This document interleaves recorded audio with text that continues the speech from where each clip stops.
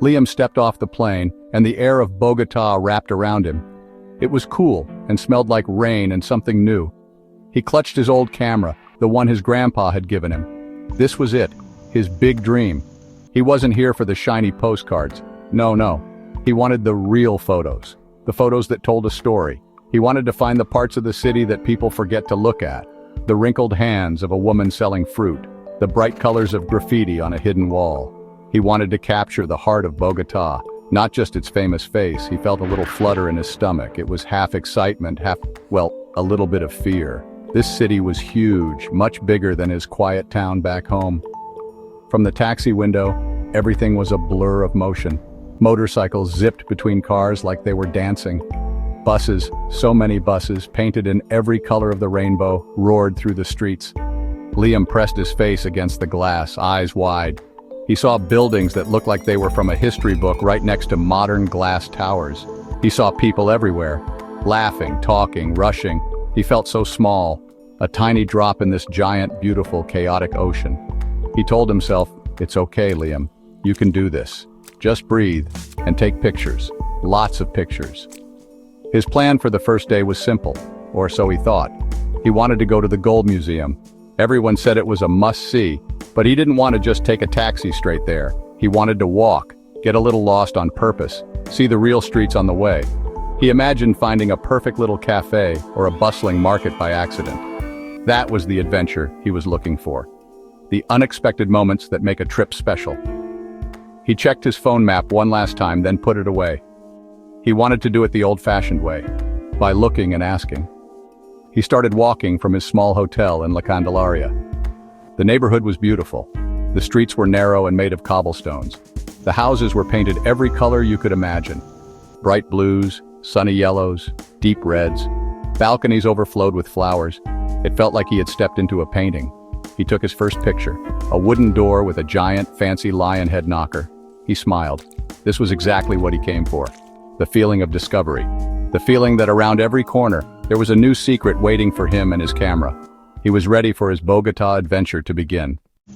After about 20 minutes of happy wandering, Liam realized something. He was lost.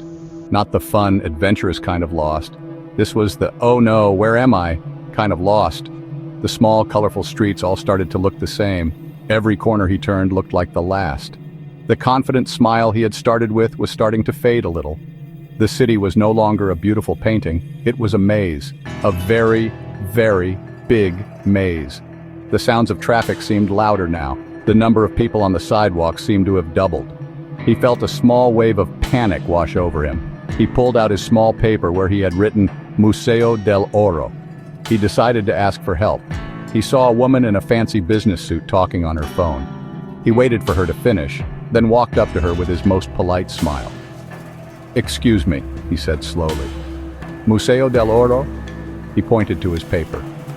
The woman looked at him, then his paper, and pointed vaguely down the street while saying something very fast in Spanish. It sounded like a waterfall of words. He only managed to catch something about derecho and carreras.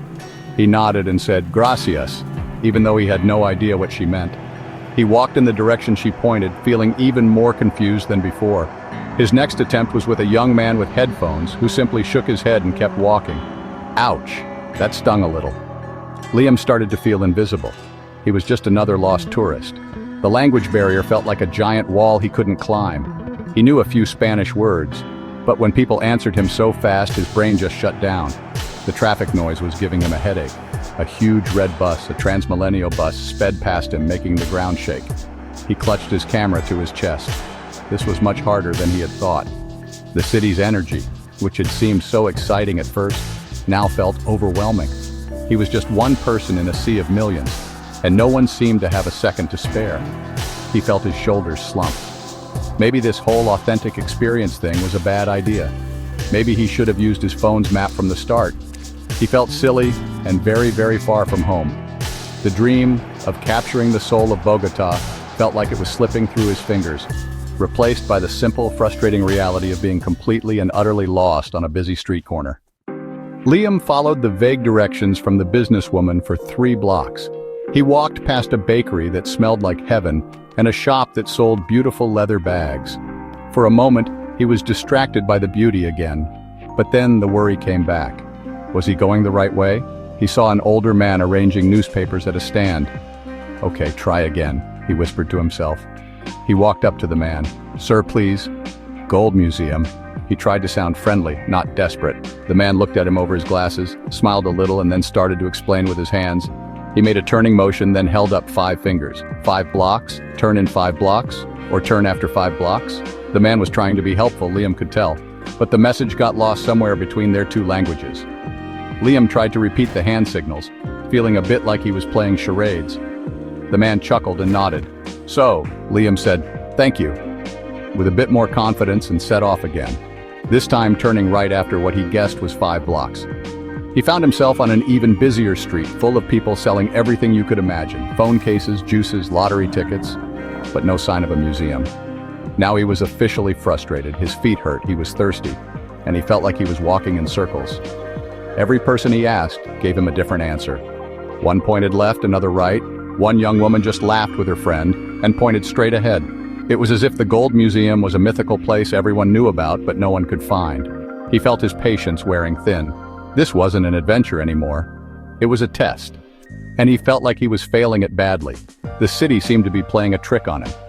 He leaned against a wall, taking a deep breath. The sun was higher in the sky and it was hot. He looked at the faces in the crowd. Everyone seemed to know exactly where they were going. They walked with a purpose. He was the only one wandering, the only one lost.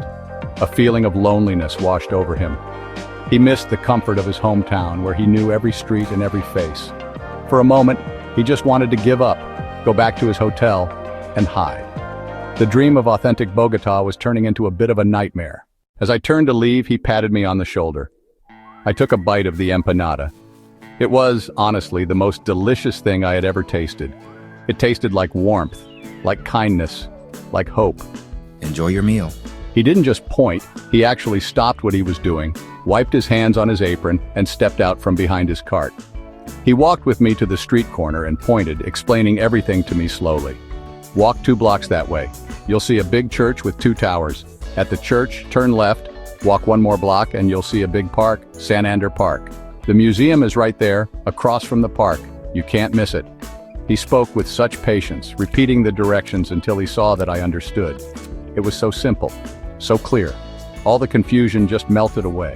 It wasn't about complicated directions, it was about the kindness of a stranger who took a moment to truly help.